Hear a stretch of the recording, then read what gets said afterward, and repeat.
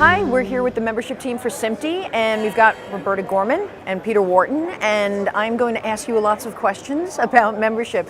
So I know that there's been a strategic plan. I don't know if you guys want to address that first, or you want to jump into membership initiatives, how you bring people on board, what kind of benefits they reap by being part of SMPTE. So our strategic plan basically says that membership is members all around with volunteers on the ground. And it's really these volunteers that are champions in our society. They're the ones who actually make things happen at a section level, at a local level. And it's their work and participation that really makes SMPTE as vibrant a community is today. So we're really trying to build strong local communities through our membership, and they are the lifeblood of those communities, our volunteers and our section leadership. So that's the core part of what we do. Yes, we get a lot of members through word of mouth. People they work with, how did you learn that? Where's the best place to go for education? And we offer a lot of local education at the section level. All the sections around the world have monthly meetings, and it keeps people up with technology. So that's really one of our greatest benefits.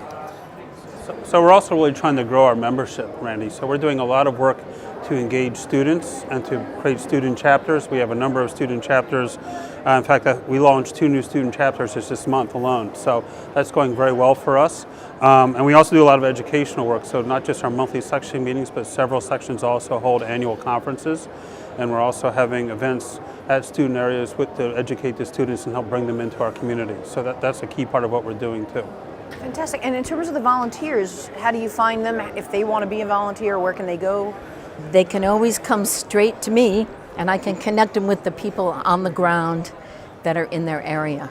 We also, Peter and I work together to help new sections form, and we've had several over the past year or so. Yes. Pacific Northwest revival. So we're growing sections and we're growing student chapters. You can also go to the SMPTE website and go under the sections and look for events or on the event calendar, and actually just go to one of the events and you'll meet fellow managers there and section leaders where you can actually volunteer and get engaged, or at least network and get to know people in the community. So that's key. That's great. And I guess volunteers are the next step up, right? Once you're a volunteer, is there a path to membership and well, all the... Typically our volunteers join right away and become members. Okay. So there's the only requirement to being a member is actually to want to be a member. There was once years ago where you had to be referred by 2 existing members and approved, and we don't have that process anymore. So basically if you want to become a SMPTE member, become a SMPTE member. It's that easy. Okay. And then you can volunteer also and help out local sections. We had a planning meeting, for example, in the local section I'm part of last summer, where 22 people showed up to help us plan, which is great, because that's a lot of volunteer effort that we can tap into to really do some amazing things. So that works. And then we have our section managed leadership are actually elected. So the core section leadership, our section chairs and our treasurers and the managers are all elected annually as part of this. Great. And in terms of developing new chapters, what is that kind of process? Do you need a certain amount of people in a certain region to warrant that? Yes, you need at least 50. 50. 50. Okay. And then the petition goes to the board. Right. People agree that they want to become a section.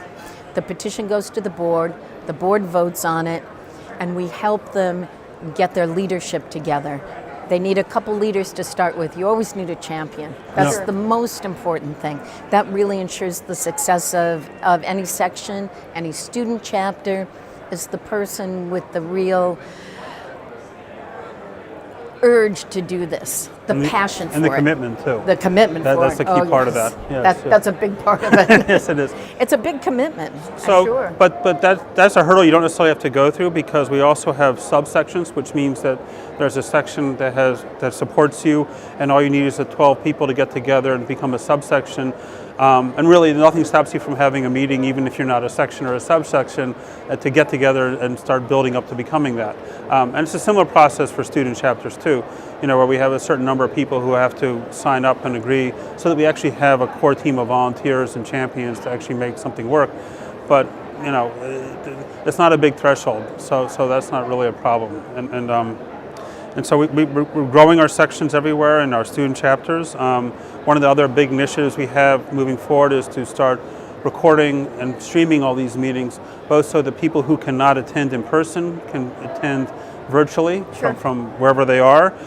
It also allows communities around like interests to form over wide geographic areas. So people who maybe are interested in a particular technology or something who aren't all in the same place can still be part of a community related to that. And we also, by recording those, we're going to build a library of really valuable content for our members so that they can always come back and refer to things, so when there's a presentation on a particular technology, they can always find that presentation and watch it and get caught up on it. Sounds great. Is there anything we haven't covered that people should know about, joining SMPTE? Yes. You know about the technical benefits, of course, the education, the standards, but what we really offer is community and networking. You're meeting your clients there, you're meeting your next client there, you're meeting your next boss there, you're meeting the person you're going to hire there. Right.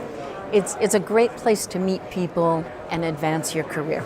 So, for my first 16 years in this industry, and I've been in this industry all my life, I worked for a major network, but no matter how good I was at what I was doing, and good technically, outside the four walls of the space I was working in, nobody knew I existed in this industry. So the job opportunities and the opportunities to engage in different technologies or participate and do things outside of the scope of what I was assigned were not there. And it was only when I discovered SMPTE that I realized that there are so many more jobs and so many more things I can be doing in this industry. And as a result of SMPTE, my career has gone in directions and I've been doing work that I've never even envisioned I would do. And things, career paths I never thought I would take. So that's why I think, what SMPTE really does is build communities. And I don't know anybody in this industry who got a job by throwing a resume out on a website and hoping for a callback. It's always been through personal references and networking that leads to so much of this. And so, which is another reason why these student chapters are so key, because they're allowing these students to network and build people. It was great. We had an event, Media Forward is our name of our student events we have. And we had one back in March. And one of the really great things about that was the diversity of the people who came. So, if you look at the SMPTE membership, because we're at a lot of the members are at the higher echelons of the industry because they've been there over time in the leadership roles, there tends to be a certain common look to them, older white males, let's say. But we want to be more representative not only of our industry, but really help our industry be more diverse and more inclusive. And so I look at an event like Media Forward that we had, if I were to actually do an estimation, I would say 80% of the audience represented some form of diversity in that audience. It was phenomenal.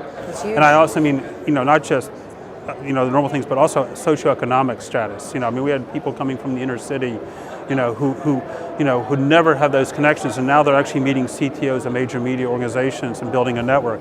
It's a really phenomenal thing. So we'll keep moving forward and doing that, and really helping our entire industry by helping with the diversity and inclusion. Sounds fantastic. It is fantastic. Our members are fantastic. It's a great place, and like you said, there's really no better way to get to know somebody than face-to-face, having conversation, having a cup of coffee with someone. So it's huge. So guys, really, cheers. Cheers. Cheers. Coffee. And, thanks for stopping by. I appreciate it. Thanks, my pleasure. Thank you, Randy. Take care.